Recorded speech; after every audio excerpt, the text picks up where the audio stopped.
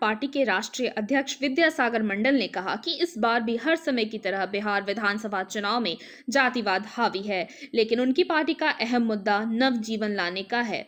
आपको बता दें कि वह पहले पत्रकार रह चुके हैं, जिसके बाद अब वह समाज सेवा में आ चुके हैं।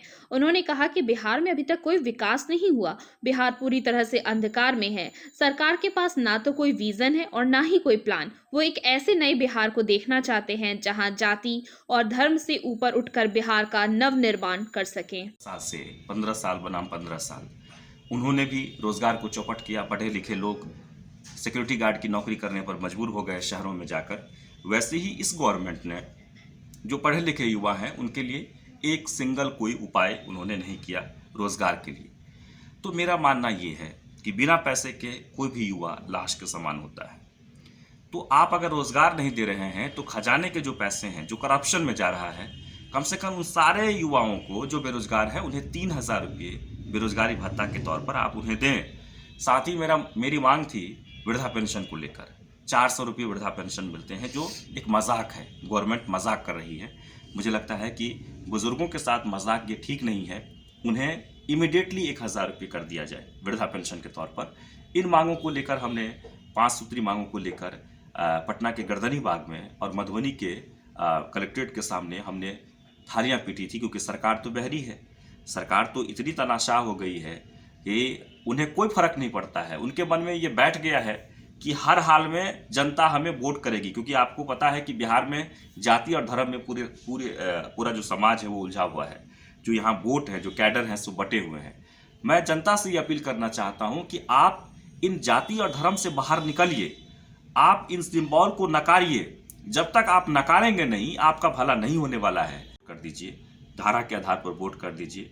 मैं देख रहा हूं कि सत्ताधारी पार्टी हो या फिर विपक्ष हो, इनके सारे जो कैंडिडेट हैं आप उनको भी नज़र ले लीजिए, और हम ही अपना कैंडिडेट दे रहे हैं, आप उनको भी देख लीजिए। मेरा मानना है, जो मेरा मकसद है वो ये कि एक नया बिहार के लिए नए युवाओं की ज़रूरत है, पढ़े लिखे होनहार युवाओं की ज़रूरत है। और इस वक्त जो लोग टिकट बांट रहे हैं उनका सिर्फ मानना है कि किसी प्रकार से आप जाति के आधार पर हमें नंबर ऑफ सीट्स हो जाए, ताकि हम अपनी सरकार बना सके। और सरकार बनाने के बाद क्या होगा वो आप खुद जानते हैं, मैं उस पर ज़्यादा डिटेल्स में नहीं जाना चाहता हूँ।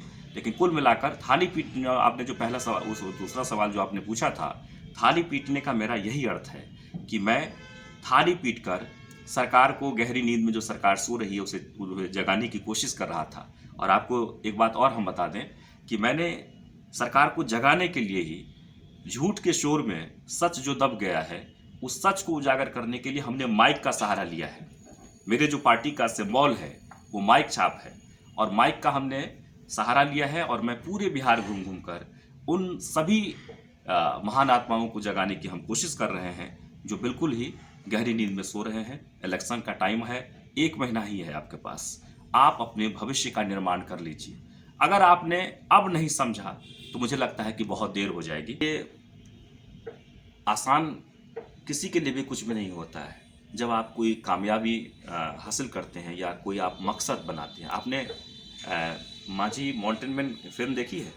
माझी जी के बारे में सुना है आपने कि पहाड़ को तोड़कर कैसे सड़क बनाई थी, एक भावनात्मक रूप से। हाँ, उनकी पत्नी का डेथ हो गया था सड़क नहीं होने के कारण, और उन्होंने उस पहाड़ के शिखर को देखकर उन्हें कहा कि तुम्हें बहुत घमंड हो गया है और तुम्हारे घमंड को हम चकनाचूर कर देंगे।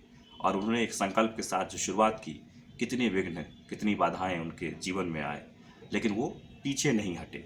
वो पहाड़ को तोड़ते रहे और आखिरकार वो एक ऐसा मिसाल पेश कर दिया, सड़क बना दी उन्होंने, कि आज लाखों लोग उससे प्रभावित हो रहे हैं। और बिहार के लिए हमारे दिल में बहुत ही सम्मान है उनके लिए। हम लोग उनसे प्रेरणा लेते हैं। हम जब कभी लड़खड़ाते हैं तो मैं वो फिल्म देखता हूँ या माझी जी को याद करता हूँ कि उन्होंने मतलब किस तरीके से, किस हालात में उन्होंने ये फैसला किया, और फैसला लेने के बाद उन्होंने इतना बड़ा कदम उठाया और उन्होंने सफलता भी प्राप्त की। इसलिए जब हम टेलीविज़न में एंकर थे और जब हम उससे छोड़कर राजनीति में आए तो हम किसी के सहारे नहीं आए। हमने जनता के सहारे, हम जनता को जगाना शुरू कर दिया। हम एक एक गांव में बहुत मेहनत किए हैं। हम गांव में जा के लोगों को 3 साल में कंटिन्यू सड़क पे हैं, लोगों को जगाने की हमने कोशिश की है।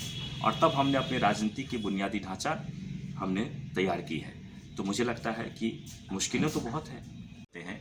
मेरा मानना है कि इस लॉकडाउन में गवर्नमेंट ने नीतियां बनाई कि किराया माफ़ हो जाएंगे, ये हो जाएगा, वो हो जाएगा, लेकिन एक भी नीति पर कोई भी काम नहीं कर रहा है। मकान मालिक जबरन पैसे वसूल रहे हैं, गले गर्दन पकड़कर उसको घर से बाहर निकाल रहा है। मैं उन सभी कोचिंग संस्थान के जितने शिक्षक हैं, मैं उनके साथ खड़ा हूँ।